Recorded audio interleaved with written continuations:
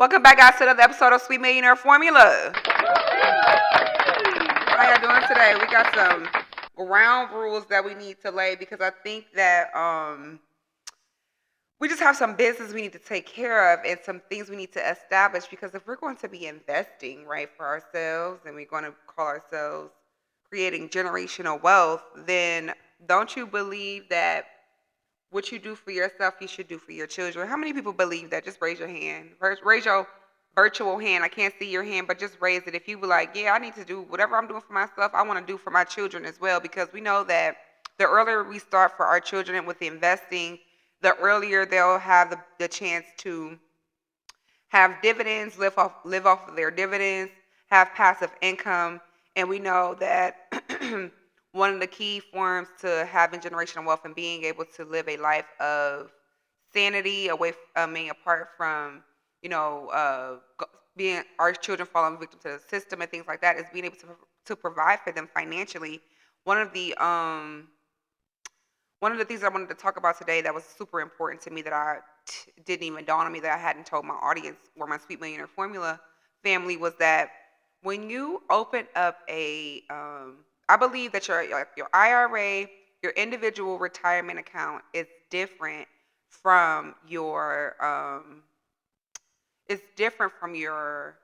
brokerage account where you invest in your stocks, where you invest in your different entities that are going to generate wealth for you. I didn't even think was two of the top companies, Fidelity and TD Ameritrade. They are two of the top companies for investing, and it says that we found Fidelity to be quite user friendly overall.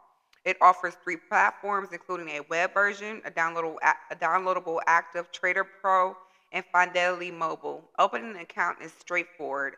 As with many brokers, you need to fill out additional paperwork to enable such features as margin and option tradings. The company continues to invest in its systems and innovate within its online trading platforms, such as adding an enhanced investor dashboard that remembers where you were when you closed the program, so that at that page on that next login, so you're at that page on your next login.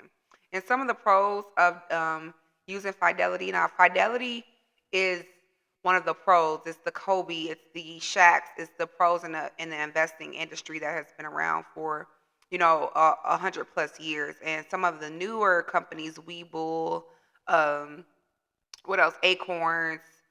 We have like Cash App. Some of those are the newer investing apps. While those investing apps can get you started and can get you going with your investments, your $50 investments, your $100 investments, and however many shares you want to buy. The vets in the game where you are able to have multiple portfolios and multiple, but depending on your investment goals, like some people may want to, have $5,000 of dividends from 4 companies that they've invested in. Some people may want to um, live off their dividends. Some people may say, I want to make $1 million for my children in the next 10 years from investments, passive income from investments. And with those passive income investments, those dividends that are paid, you're able to build wealth for your child. These funds are the dividends that you're receiving from the companies that you invest in are going back into their accounts. And for the course of 18 years, up until they're 18 years old, you have control over that account. So if you want to be paid out with those dividends, if you want to continue to put on like the drip method inside of your settings, where whatever dividends they're paid goes right back into the investments, and they continue to build stocks that way. However it is that you want to set up those accounts for your children with Fidelity, I'm going to read to you guys some of the pros of being with Fidelity. So Fidelity has low cost, twice as many no fee funds, and they thematic screening tools. Some of the cons are no crypto trading, no bond trading on the mobile, and higher broker assisted trading fees. So if you need assistance with trading on the app, it's going to cost you more with Fidelity than it would on TD Ameritrade. So yeah, so when you're investing and you're using apps like I said again, like Cash App or Webull or Acorns, those are fine. Robinhood, those are fine to start, but those are not made for children. Those are not made for the stocks that you want to use for children are Fidelity or Stockpile. And I think that what I'm saying is if you're going to start investing into yourself and you're going to buy 10 shares. So we know if one share is $140 and you want to buy 10 shares, you're going to need $1,400 to buy 10 shares of Target, right? And if you're going to buy, let's see, okay, now Target pays out dividends. So the dividends can create passive income for you, or you can allow that income to be poured back into your investment account, and you can pay, instead of getting paid your dividends to have passive income, you can just let it compound interest and let that sit for 50 years, so that you will have 50 years of compounding interest passive income, where you looking at 40 and 50 and 60 years old, you can look into your brokerage account and see that you have enough money in one account for this to pay off your house, or to send your child to college, whatever it is that you want to do with those funds. You need to make sure that you're set aside what your goals are for your family, so that when it comes time for the 20 years, or when it comes time for them to go to college, when it comes time for them to buy a car, get married, they're not scrambling and going into hysteria about how they're going to pay for these things, because you know that you started that account for them with Fidelity. You know that they have stocks that you've bought for them already that have been compounding for the last 15, 20 years. And those are the stocks and passive income that they can live off of, and that they can spend, and that they can use. Now, you can have another brokerage account for separate things. Like, so if you want to have a retirement account, you want to have a Ameritrade, TD Ameritrade or Charles Schwab for your retirement account, and you want to invest into stocks and open up your portfolio and diversify your portfolio that way. Or you can have all of your investments in one brokerage, but you can open up different types of brokerages. One can be for a real estate investment trust, one can be for your retirement account, one can be for your savings goals, and what it is that you look forward to in the next 10 years, how you're going to pay for your house. So you want to start investing into real estate and investment trust. And so that passive income from your real estate investment trust is money that you can save over a compounded interest of 5 to 6 years, and then you have a down payment for your house.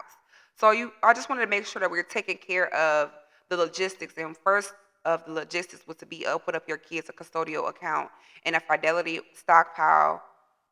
or a stockpile account. The next that you want to the next thing that you want to do is plan out and write out your financial goals. Your goals 10 years, your goals for 5 years, your goals for 15, 20, and then of course your retirement years, and what those goals look like. How much money do you want to have? How much money do you want to save? How much money do you want to have in passive income each month? How much money are you spending to pay your bills?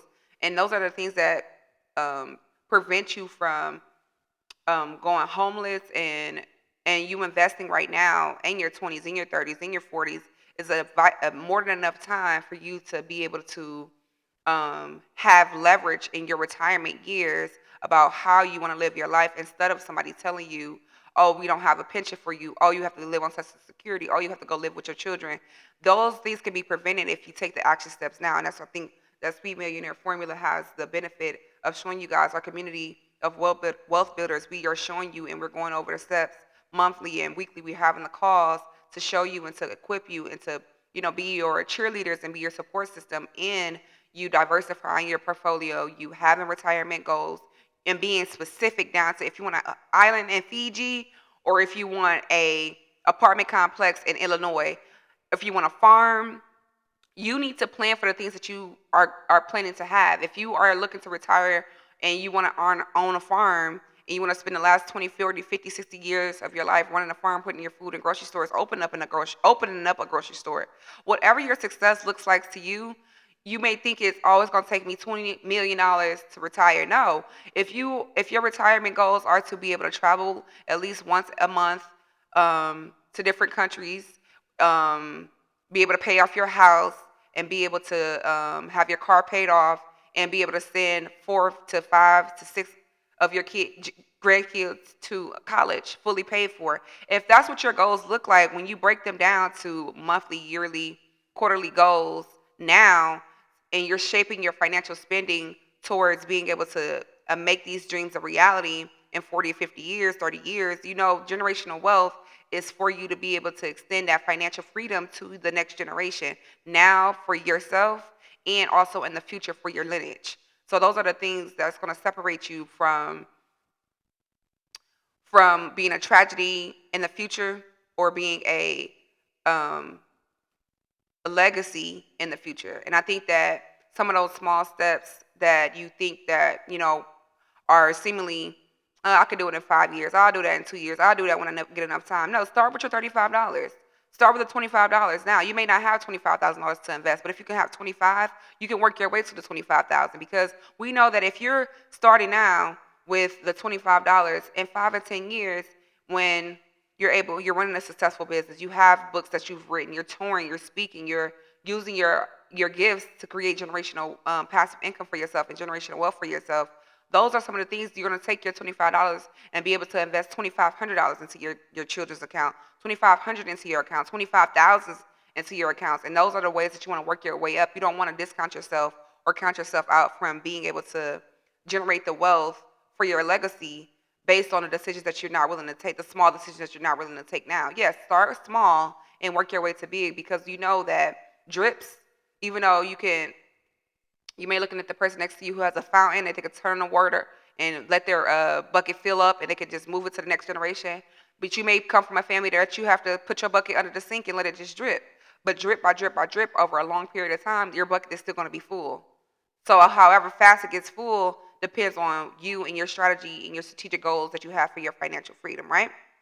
All right, guys. So that's some homework for you to do today. Open up a custodial account, plan out your financial goals and what it looks like you for 40 years, 50 years from now, and then diversify your portfolio and your brokerage accounts based on the needs you have. If Fidelity has something that Ameritrade doesn't have, you want to open up an account with Ameritrade. If Charles Schwab has something that Ameritrade doesn't have, open up your account with Charles Schwab. It's nothing wrong for you to expand your options and live and diversify your portfolio. The only thing you don't want to do is take a loss with your portfolio. You don't want to invest the assets and not do the financial checkings. You want to have and make sure that that's what the thing about the difference between Fidelity and Ameritrade and Charles Schwab is they were mentioning that some of the cons with investing into these brokerages would be that you will pay a higher fee if you need the assistance from a financial advisor. So that's something that's nothing that you should not be invest into the company. It's just a matter of, are you willing to pay a 25%, a 0.25% management fee when you need help diversifying, going over and seeing where in your financial portfolio can you take more risk, where can you take more stay passive and don't take any risk, and where is it that you can switch out and cancel out those stocks that's not making you the funds that you want to make and not reaching those financial goals. You have the decision to, with that financial advisor with these different companies, you have the decision to be able to correct and modify your portfolio over the time. So, and that's good that they even give you those options to have the financial assistance and financial advisor at all. So you don't want to count yourself out again. Thank you guys for tuning in today. Leave your comments today about your experience so far. If you have Fidelity, Ameritrade, Charles Schwab, what's your opinion on how those companies are handling your investment portfolio? Thank you guys. See you guys next week.